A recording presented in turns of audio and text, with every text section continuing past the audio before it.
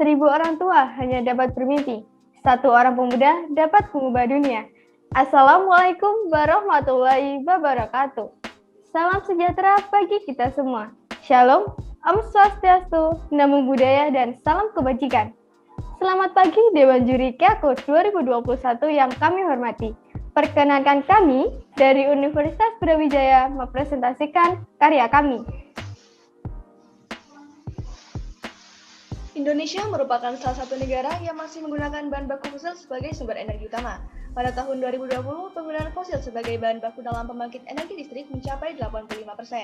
Menurut Direktorat Jenderal Energi Baru Terbarukan dan Konversi energi fosil tersebut didistribusikan ke PLTU sebesar 49,9%, PLTG 28,6%, dan PLTD sebesar 6,7%. Penggunaan fosil yang tinggi dapat mengakibatkan dampak negatif bagi lingkungan, diantaranya adalah menimbulkan polusi udara, global warming, dan ketersediaan fosil yang semakin langka, sehingga berakibat pada krisis energi. Indonesia juga merupakan salah satu negara dengan iklim tropis sehingga intensitas penyinaran sinar matahari relatif stabil sepanjang tahun yang berpotensi untuk dijadikan sumber energi terbarukan yang ekonomis, ramah lingkungan, dan memiliki ketersediaan yang melimpah di alam, yaitu DSSC atau Dye Sensitive Solar Cell. DSSC adalah jenis sel surya dengan prinsip elektrokimia di mana dye tersensitisasi pada lapisan semikonduktor yang menangkap energi foton dari cahaya yang selanjutnya dikonversi menjadi energi listrik. DSSC tersusun dari beberapa komponen, yaitu lapisan berwarna atau dye, semikonduktor, counter elektrod, dan elektrolit. Mekanisme kerja dari DSSC yaitu ketika dye menempel pada semikonduktor, maka akan menyerap foton dari cahaya matahari, di mana elektron akan tereksitasi ke pita konduksi semikonduktor dan berubah menjadi energi listrik. Komponen terpenting dalam DSSC yaitu adalah dye atau zat berwarna yang digunakan untuk menyerap sinar matahari. Dye yang sering digunakan dalam pembuatan DSSC adalah dye alami dan sintesis, akan tetapi dye alami memiliki kelemahan, yaitu lifetime yang rendah. Sedangkan dye sintesis yang sering digunakan adalah ruthenium, namun ruthenium memiliki harga yang sangat mahal. Komponen lain yang penting dalam pembuatan DSSC adalah semikonduktor. Saat ini, semikonduktor yang banyak digunakan adalah TiO2 atau titanium dioksida. Permasalahan dalam penggunaan TiO2 pada DSSC adalah masih rendahnya efisiensi energi yang dihasilkan. Oleh karena itu, digunakan semikonduktor berupa azo nanopartikel dan dye hibiscus sabdarifa dan Eosin Y. Azo nanopartikel merupakan bahan semikonduktor dengan luas permukaan yang besar, sehingga dapat menghasilkan konduktivitas dan efisiensi yang lebih tinggi dibandingkan TiO2. Sedangkan dye hibiscus sabdarifa dan Eosin Y merupakan dye campuran yang memiliki harga terjangkau dan juga dapat menghasilkan efisiensi yang lebih tinggi. Berdasarkan permasalahan tersebut, maka kami 3 inovator muda yang selalu berpikir ke depan dan selangkah lebih maju. Perkenalkan, saya Teresa Ernadewani sebagai ketua dan 2 anggota saya, Kalista Apta Tunggadewi sebagai anggota pertama dan Denisha Eka Faturoman sebagai anggota kedua di bawah bimbingan Bapak Supriyana STMT, maka kami dengan bangga mempersembahkan inovasi kami, Dye Kusin. DSSC Dye Sensitive Solar Cell berbasis azo nanopartikel menggunakan dye hibiscus sabdarifa dan Eosin Y sebagai solusi energi listrik di masa depan. Adapun tujuan penelitian kami, yang pertama adalah mengetahui pengaruh azo nanopartikel terhadap efisiensi energi, short circuit, open circuit, fill factor, dan daya maksimum DSSC. Yang kedua adalah mengetahui pengaruh dye hibiscus sabdarifa dan Eosin Y terhadap efisiensi yang dihasilkan dari DSSC.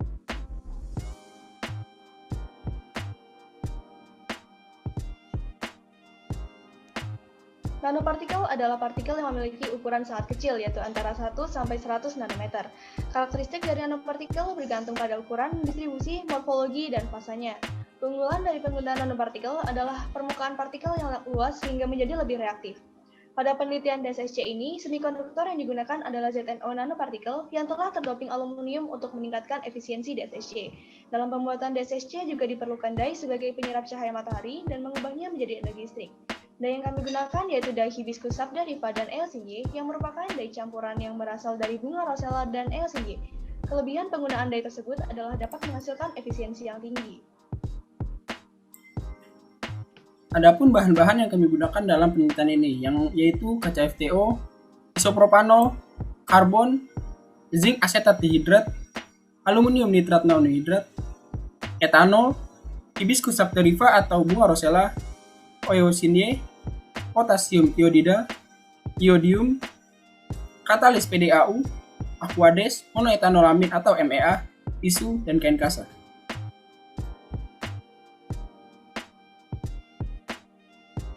Alat yang kami gunakan pada penelitian ini adalah ampermeter, planetary barmil, neraca analitik, cawan Petri, hot plate, furnace, beaker glass, Erlenmeyer, spatula, spektrofotometer UV vis, oven, botol kaca, mortal, spin coater, dan yang terakhir adalah voltmeter.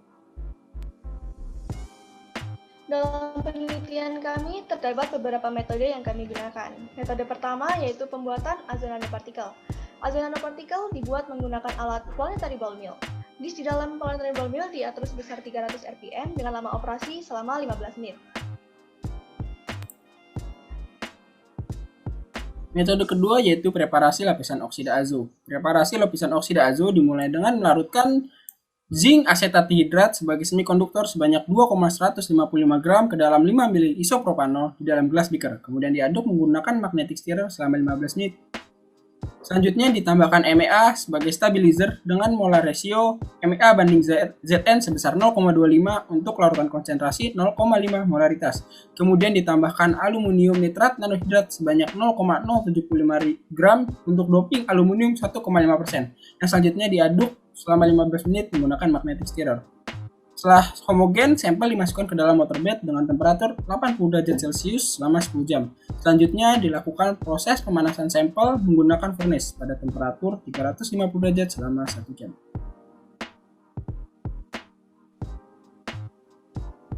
Tahap selanjutnya yaitu preparasi larutan elektrolit.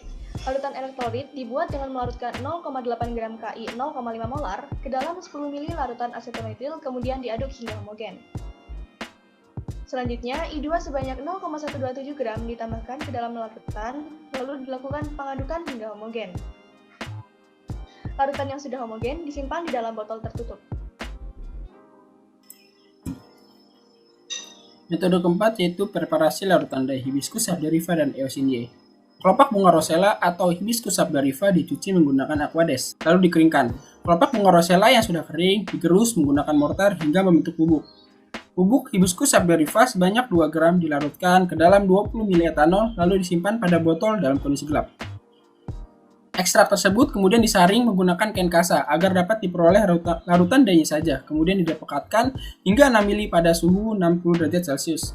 Larutan dye dibuat dengan mencampur 2 ml ekstrak hibiscus sabdarifa dengan 2 ml eosinea kemudian dihomogenkan. Campuran dye hibiscus sabdarifa dan eosinea digunakan sebagai sensitizer untuk absorbansi cahaya pada DSSC.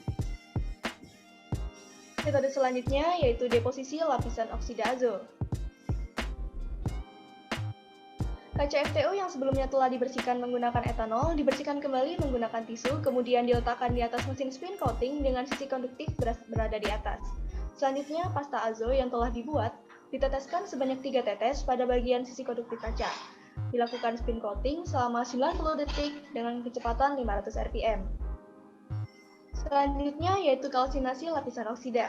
Kalsinasi dilakukan selama 30 menit dengan temperatur 500 derajat Celcius yang bertujuan untuk menguapkan pelarut etanol serta agar molekul oksida terikat sempurna dan membentuk peri.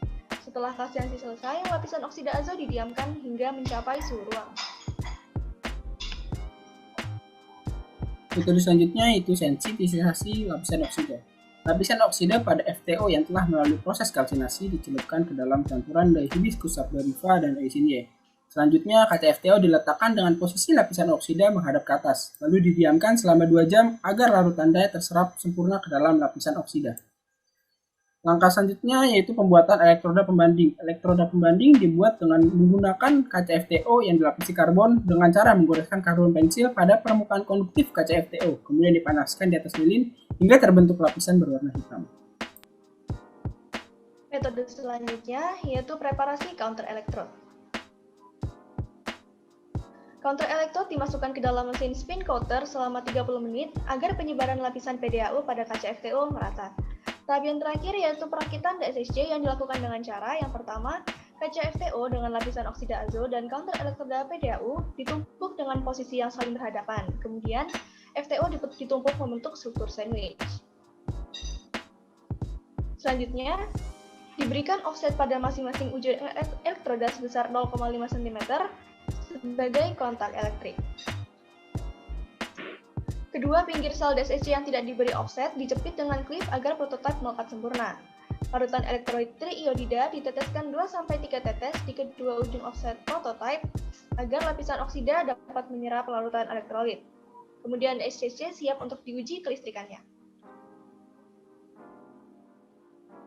Hasil dan pembahasan pada penelitian kami adalah, yang pertama adalah uji UV phase, di mana uji ini dilakukan untuk mengetahui panjang gelombang dan juga nilai absorbansi dari larutan dye. Absorbansi yang besar terhadap energi cahaya matahari pada permukaan sel surya mengakibatkan elektron tereksitasi dari bahan semikonduktor pada pita valensi menuju pita konduksi. Akibatnya, menghasilkan arus listrik dan juga panjang gelombang yang besar. Pada penelitian kami ini, dengan menggunakan dye hibiscus dari padan Eosinea, didapatkan panjang gelombang sebesar 440 hingga 560 nanometer. Yang kedua adalah pengujian performa DSSC. Pada pengujian performa DSSC ini, didapatkan efisiensi DSSC sebesar 1,5%, tegangan open circuit sebesar 342,5 mV, daya maksimum sebesar 45,38 mikrowatt, arus short circuit sebesar 0,43 mA, dan fill factor sebesar 0,31. Di mana semakin besar intensitas yang diberikan, maka arus dan tegangan yang dihasilkan juga akan semakin besar. Berdasarkan grafik hubungan intensitas dan Vs efisien, dapat diketahui bahwa efisiensi terbesar pada saat intensitas penyinaran 500 lux, sedangkan efisiensi terendah pada saat intensitas penyinaran 1500 lux, yaitu sebesar 1%.